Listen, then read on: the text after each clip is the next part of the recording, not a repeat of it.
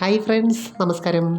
ഒരു വ്യക്തിയെ സംബന്ധിച്ച് ഓരോ പ്രായത്തിലും ഓരോ സാഹചര്യത്തിലും ചില കാര്യങ്ങൾ അവരുടെ ആത്മവിശ്വാസം കൂട്ടുന്നതായിട്ടുണ്ട്. നമ്മളിപ്പോൾ ഏത് പ്രവൃത്തി ചെയ്യുമ്പോഴും റിലാക്സായിട്ട് ചെയ്യണമെന്നുണ്ടെങ്കിൽ ശരീരത്തിനും മനസ്സിനും ഒരു പ്രത്യേക പരിശീലനം കൊടുക്കേണ്ടതായിട്ടുണ്ട്. ഇപ്പോൾ ഏത് വ്യക്തിയാണെങ്കിലും ഒരു കാര്യം ചെയ്താണ് അതിനകത്ത് ആത്മവിശ്വാസം ഉണ്ടാക്കിയെടുക്കുന്നത്. ഇപ്പോൾ സ്ത്രീയാണെങ്കിലും പുരുഷനാണെങ്കിലും അവരുടെ വിചാരങ്ങൾക്ക് ഏറ്റവും കൂടുതൽ പ്രാധാന്യം കൊടുക്കുന്ന ഒരു സമയമുണ്ട്. യഥാർത്ഥത്തിൽ നമുക്ക് രണ്ട് തരത്തിലുള്ള ബോഡിയുണ്ട്. ഒന്ന് ഫിസിക്കൽ ബോഡിയും മറ്റൊന്ന് മെൻ്റൽ ബോഡിയും. ഏത് പങ്കാളികളാണെങ്കിലും റിലാക്സേഷൻ കണ്ടെത്തുന്നതിന് അവർക്ക് അവരുടേതായ ചില രീതികളുണ്ട്.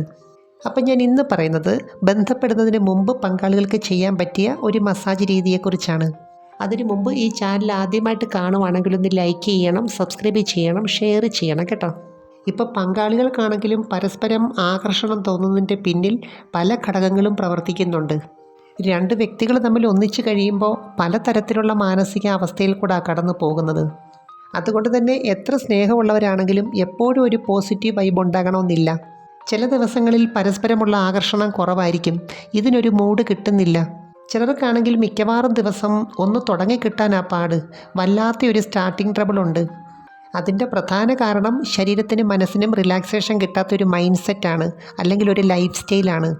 ഇപ്പോൾ കാമമാണെങ്കിലും ആകർഷണമാണെങ്കിലും നല്ലൊരു മൂഡ് വരാനായിട്ട് അതിൻ്റേതായ എനർജി ലെവൽ വേണം. അപ്പോൾ അതിന് ചെയ്യാൻ പറ്റുന്ന ഏറ്റവും നല്ല കാര്യം എന്തെന്ന് വെച്ചാൽ കാലുകളിൽ ചെയ്യുന്ന മസാജാണ്. ഇത് ബ്ലഡ് സർക്കുലേഷൻ കൂട്ടുക മാത്രമല്ല, ചില ഹോർമോൺസിൻ്റെ പ്രവർത്തനത്തെ ബൂസ്റ്റപ്പ് ചെയ്യുന്നുമുണ്ട്. എനിക്ക് തോന്നുന്നു പങ്കാളിയെ സംബന്ധിച്ച് ഏറ്റവും കൂടുതൽ റിലാക്സേഷൻ കിട്ടുന്നത് ഇഷ്ടപ്പെട്ടവരുടെ സ്പർശനത്തിൽ കൂടിയാണ്. ഇതിനിടയ്ക്കൊരു കാര്യം പറയട്ടെ, നമ്മുടെ എല്ലാ പ്രവർത്തനത്തെയും മൂഡിനെയൊക്കെ നിയന്ത്രിക്കുന്നത് ബ്രെയിൻ സിസ്റ്റമാണ്. ഈ ബ്രെയിനിൽ നിന്ന് വരുന്ന കുറേ നെർവ് എൻഡിങ്സ് കാൽപാദത്തിൽ വരുന്നുണ്ട്. അതുകൊണ്ട് തന്നെ ഈ കാൽപാദങ്ങളിലും വിരലിലുമൊക്കെ മസാജ് ചെയ്യുമ്പോൾ ഒരു പ്രത്യേക റിലാക്സേഷൻ കിട്ടും. പക്ഷേ അതെങ്ങനെ ചെയ്യണം, എന്തുകൊണ്ട് ചെയ്യണം എന്നൊക്കെ തീരുമാനിക്കുന്നത് പുരുഷ പങ്കാളിയാണ്. ഇതിന് പ്രത്യേകിച്ച് ഓയിലൊന്നും വേണമെന്നില്ല, ലൈറ്റായിട്ടുള്ള മൂവ്മെൻറ്റ്സും പ്രസ്സിങ്ങും മാത്രമേ ഉള്ളൂ. അതുപോലെ ഏത് പൊസിഷനിൽ ചെയ്യണം, ഏത് മെത്തേഡിൽ ചെയ്യണം എന്നൊക്കെ ഉള്ളത് ഓരോരുത്തരുടെ യുക്തിക്കും സാഹചര്യത്തിനും ഒക്കെ അനുസരിച്ച് മാറ്റം വരാം.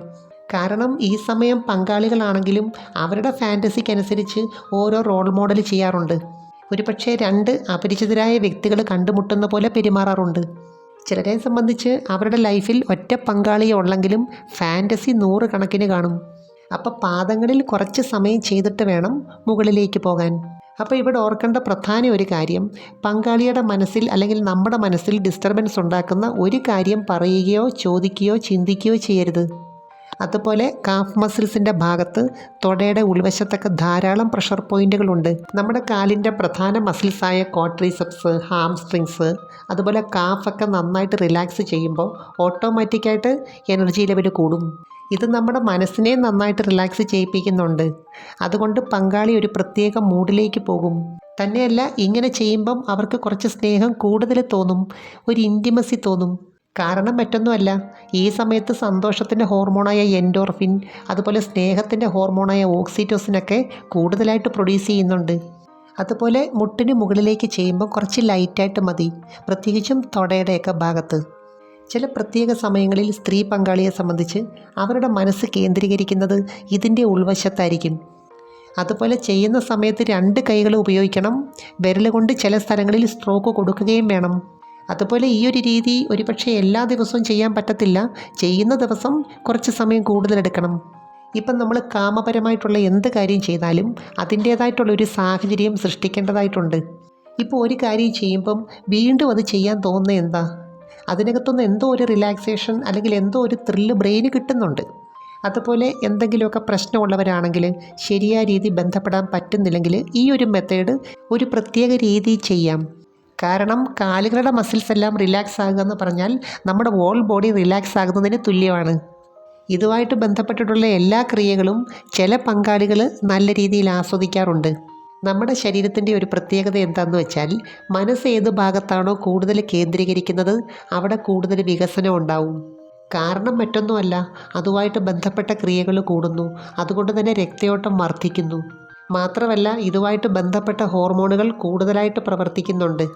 മാറിടത്തിൽ കൂടുതലായിട്ട് ഫോക്കസ് ചെയ്യുന്നവരെ സംബന്ധിച്ച് അതിൻ്റെ വ്യത്യാസം പെട്ടെന്ന് മനസ്സിലാവും. നമ്മൾ ശ്രമിക്കുവാണെങ്കിൽ ശരീരത്തിൻ്റെ ഏത് ഭാഗത്തിനും ഒരു ഷേപ്പ് ഉണ്ടാക്കിയെടുക്കാനും ഒരു പുഷ്ടി ഉണ്ടാക്കിയെടുക്കാനും പറ്റും. അപ്പോൾ ഇവിടെ ഓർക്കേണ്ടത് ജസ്റ്റ് കെയറിങ് മാത്രം പോരാ, ചില ക്രിയകൾ അതിനകത്ത് ചെയ്യുകയും വേണം. സത്യത്തിൽ ഇതുമായിട്ട് ബന്ധപ്പെട്ട ഏത് ആക്ടിവിറ്റീസും സ്നേഹത്തിൻ്റെ ഒരു ഊർജ്ജം ക്രിയേറ്റ് ചെയ്യുന്നുണ്ട്. പക്ഷേ ഇവിടെ ഓർക്കേണ്ട മറ്റൊരു കാര്യമുണ്ട്. ഇതിനകത്ത് 2 നേച്ചറുള്ളവരുണ്ട്. ഒന്ന് ഹാർഡ് നേച്ചറും മറ്റൊന്ന് സോഫ്റ്റ് നേച്ചറും. അപ്പോൾ പങ്കാളി ഇതിനകത്ത് ഏതാണെന്ന് അവരുടെ റെസ്പോൺസിൽ കൂടി മാത്രമേ മനസ്സിലാക്കാൻ പറ്റത്തുള്ളൂ. അപ്പോൾ ഹാർഡ് നേച്ചറുള്ളവരെ സംബന്ധിച്ച് ആ രീതിയിലുള്ള സ്ട്രോക്കുകളാണ് ആവശ്യം. ഇതുമായിട്ട് ബന്ധപ്പെട്ട ഫാൻറ്റസികൾ, സ്പർശനങ്ങൾ, ബ്രെയിൻ്റെ പ്രവർത്തനങ്ങൾ എല്ലാം വളരെ പ്രധാനമാണ്. എനിക്ക് തോന്നുന്നു ഈ ഒരു ക്രിയ 2 പേരും മാറി മാറി ചെയ്യുമ്പോൾ പുരുഷ പങ്കാളിക്കും കൂടുതൽ ആത്മവിശ്വാസം ഉണ്ടാക്കി കൊടുക്കുന്നുണ്ട്. കാരണം അവരെ സംബന്ധിച്ച് ലിംഗത്തിൻ്റെ പ്രവർത്തനമാണ് ഇതിനകത്ത് ഏറ്റവും ആത്മവിശ്വാസം കൂട്ടുന്നത്. തന്നെയല്ല, ഈ സമയത്ത് കിട്ടുന്ന മസാജുകൾ ഇതിനകത്തെ രക്തയോട്ടം വർദ്ധിപ്പിക്കാനും മൊത്തത്തിലുള്ള ആരോഗ്യത്തിനും വളരെ പ്രധാനമാണ്. എനിവേ, നമുക്ക് മറ്റൊരു വീഡിയോയുമായി വീണ്ടും കാണാം. അപ്പോൾ ചാനൽ സബ്സ്ക്രൈബ് ചെയ്യാൻ മറക്കരുത്, ലൈക്ക് ചെയ്യണം, അയക്കാൻ പറ്റുന്ന കൂട്ടുകാർക്കൊന്ന് അയച്ചു കൊടുക്കണം കേട്ടോ. Thanks for watching. See next time. By.